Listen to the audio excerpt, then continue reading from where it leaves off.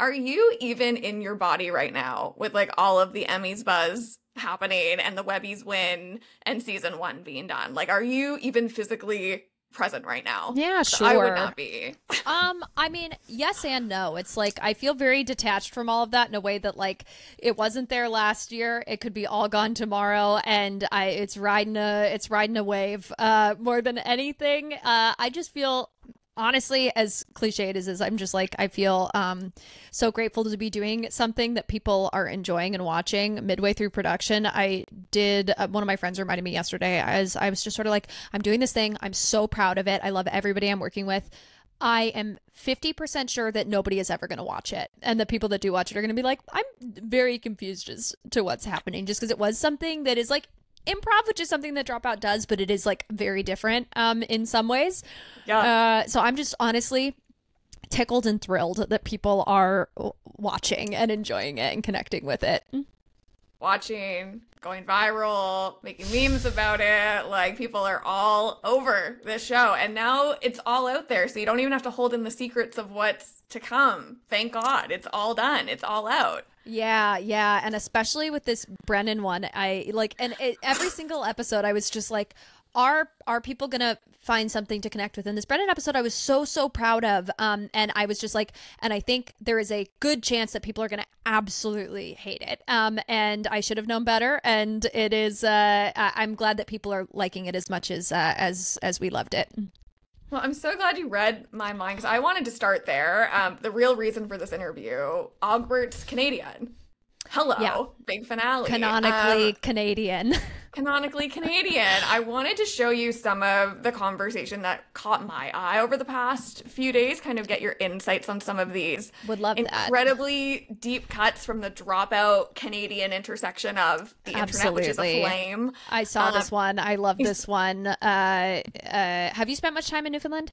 I just got back from Newfoundland a few weeks ago. Is that true? I did. Yeah, I was there for a film premiere that was happening. Oh, so this fun. feels very accurate to me. I love it out there. In terms of the Maritimes, like I've spent more time in like New Brunswick than anywhere else, but I mean, it's so beautiful out there. It's so beautiful. And, you know, not to plug for New Brunswick. Plug for tourism New Brunswick. They're going to eat that up. New summer campaign. Vic Michaelis says it's beautiful out there. Yeah, sure.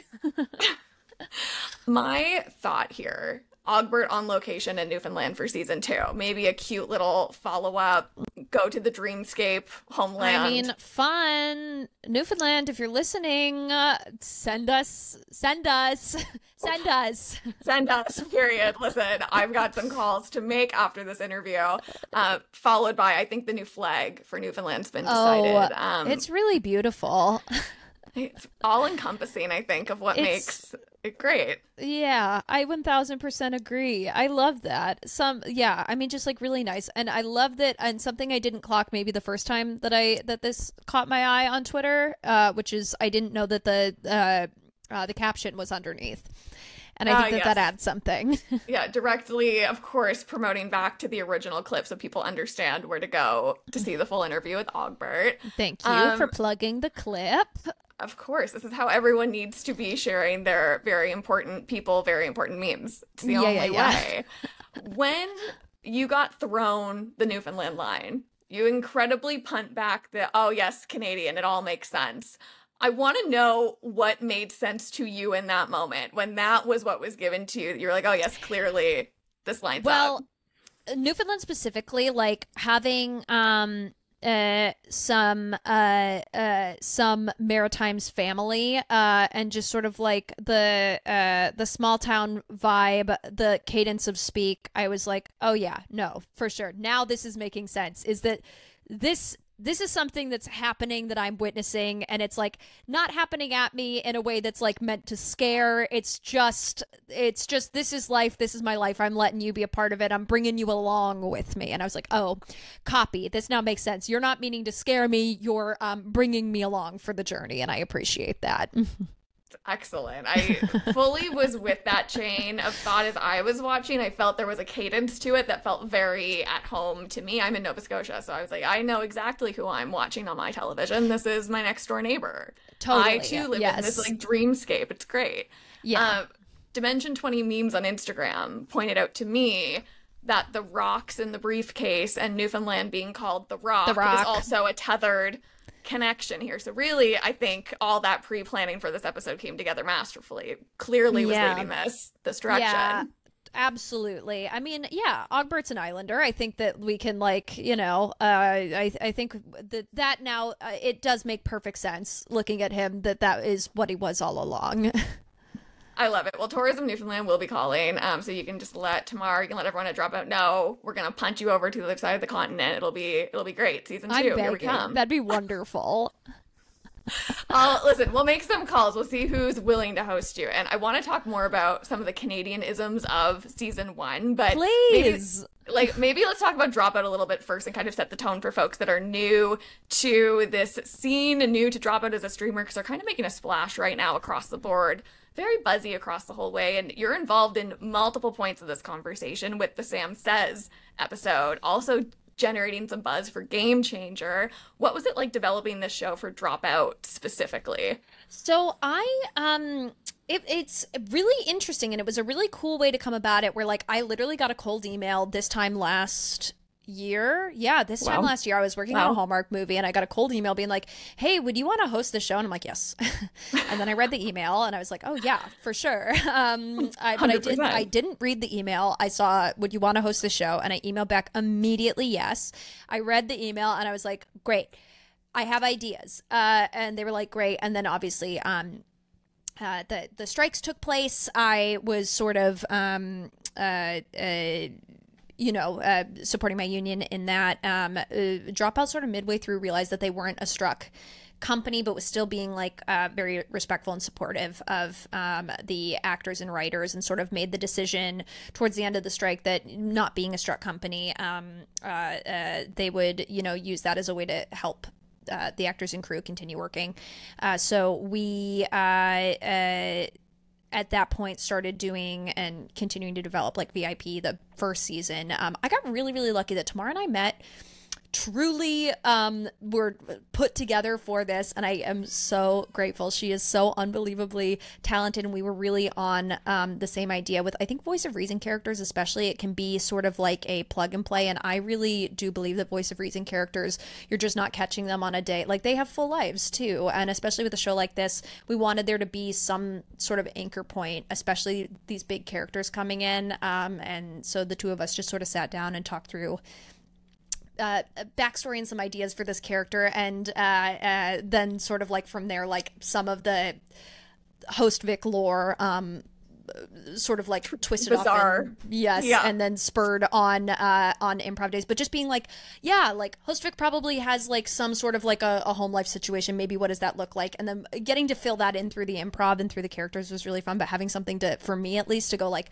oh yeah, of course I've got like a life that I'm living, and writing that down, and after sort of we've doled out new pieces of information, Tamara and I sort of sitting back and chatting about how that maybe fits into the bigger narrative of this character was like such a fun part of the experience. So that was the part that we really got to build, was sort of like, and Tamara also like did so much of like the aesthetic of the show, like that is all her brain. So it is it's really nice to get this like cool juicy thing to do, which was given to us, and then getting to like having this like box that they were just like, go crazy with this box, and that was sort of like the two of us in pre-production getting to do that kind of stuff. It's incredible, the lore that came up beforehand, the lore that comes out in the show. And one specific piece, going back to the Canadian-isms of it all, I think the episode with Lisa Gilroy needs to be submitted to like Canadian Comedy Hall of Fame. Like, that's thank you, appreciate that. Unbelievable what you two did together. Those last 5 minutes, from the chug with the horrifying 5 countdown of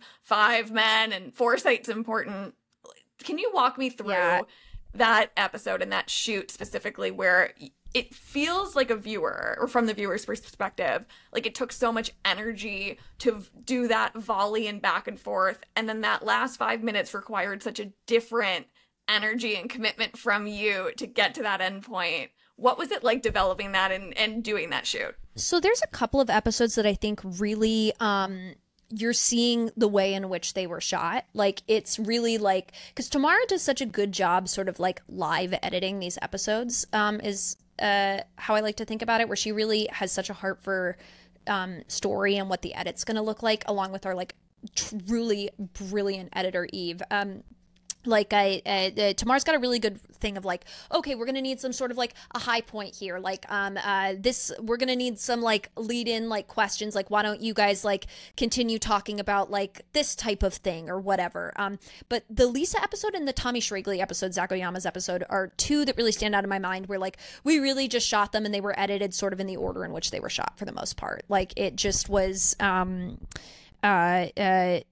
it's, you know, it's not a value judgment. It's not that it's better or worse that it happens that way. It just like is like really, like the Lisa episode specifically, we did basically with no cuts. It really was just like we went straight through, and as you can see, there's like not really a lot of green screen pulls because it was us just sort of like just sort of barreling through. It was such a fun episode to film, and I think Lisa really is just like such a wonderful representation of Canadian comedy. Like I think about Jimbo from the Drag Race family franchise, and I think the two of them on separate sides of the coin are like such a great example of like what Canadian comedy is, and like the landscape of Canadian comedy right now, sort of that like absurdist but deeply committed, like a little bit clowny, but in a way that is like comedy first and comedy focused, in a way that is just like so cool and so interesting. And when people ask about Canadian comedy, those are I think the two people right now that I'm like, if you want to know like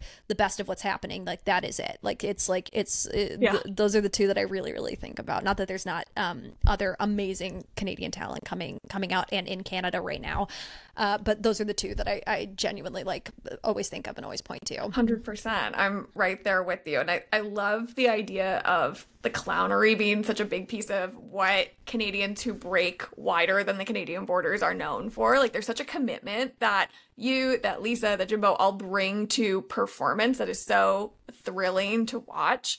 Was there a piece of commitment to host Vic that for you grounded you in that character, or that you had to lean into more and more as you went through the shoot?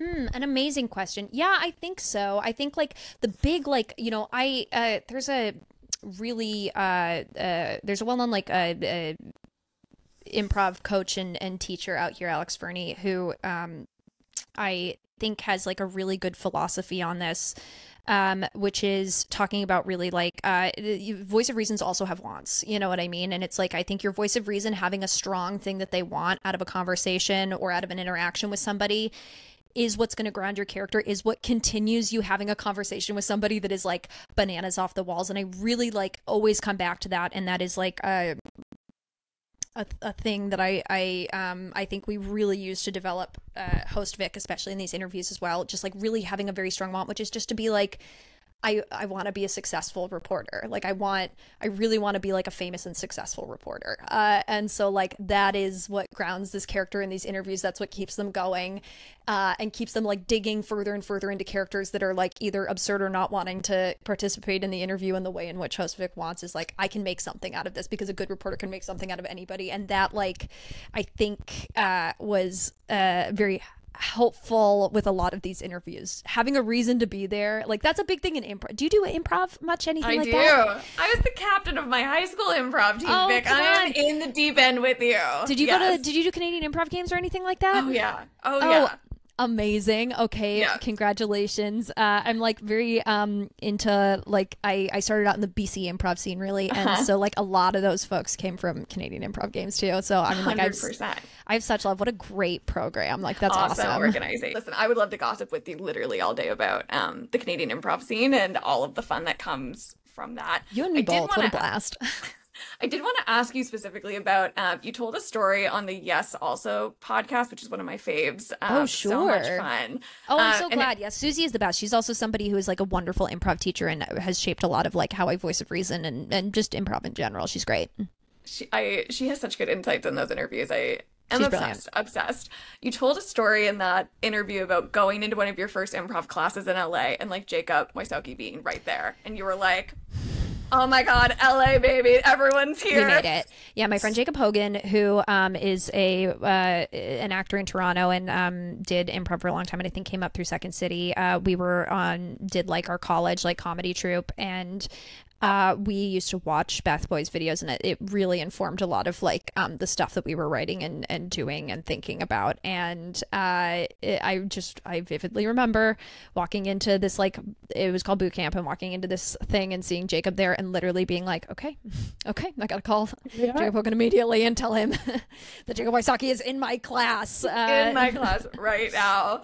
I love that story in the context of all these years later, Jacob is now a guest on Very Important People that you're hosting. And just like a good friend. And that is very exciting. And it just always goes to show, and I think is like a good example of just like people are just people. And that is, I think, just in general, like a good thing to always remember is like even the people that like we love and admire are just folks people who are also taking classes to continue to like get better at this thing that they love to do. And I mean, like, just for a second about Jacob, he also is just somebody that like, as good as he is and as long as he's been doing this for, like, is always striving to like be better and like is always like doing, you know, stuff. Like it wasn't weird that even though he was a big deal in like our local, like the LA improv scene and was like starring in movies, he was still taking classes. It was just like amazing, and it was such a good lesson right out the gate.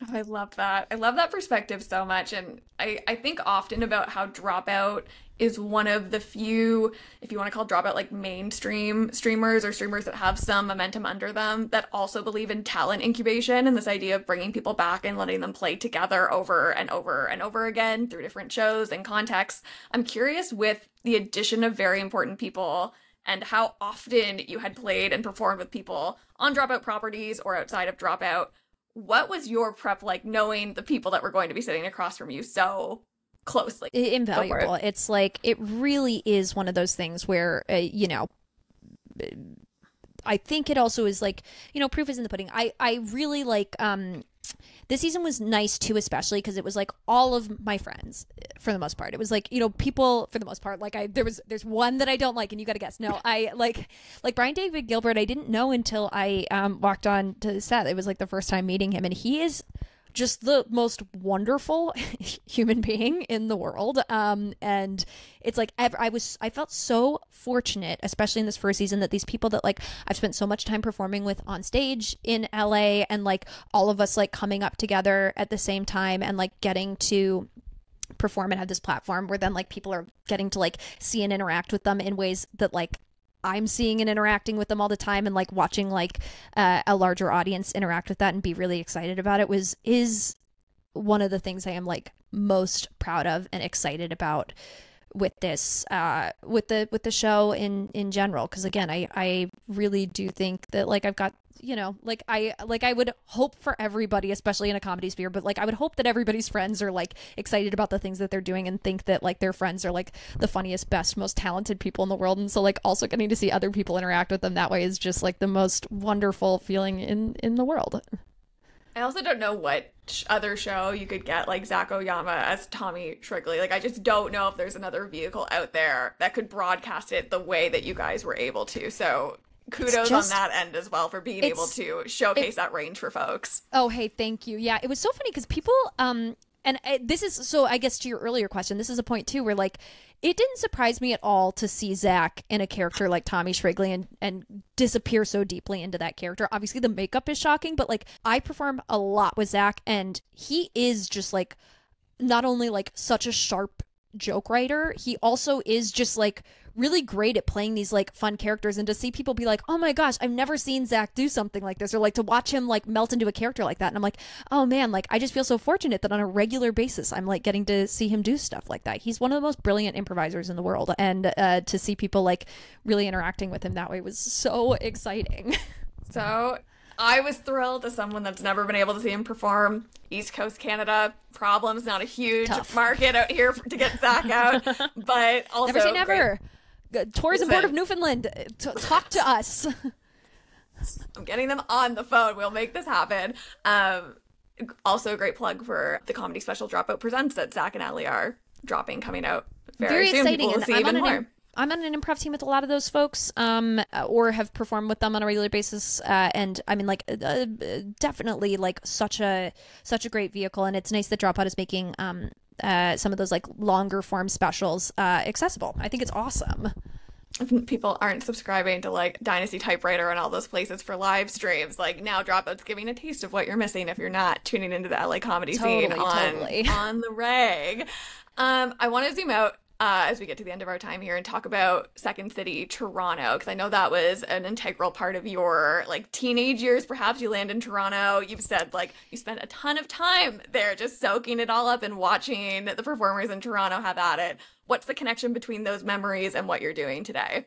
Yeah, of course. I mean, like, I literally, like, I was in an IB program in school, and so you have this, like, big mood.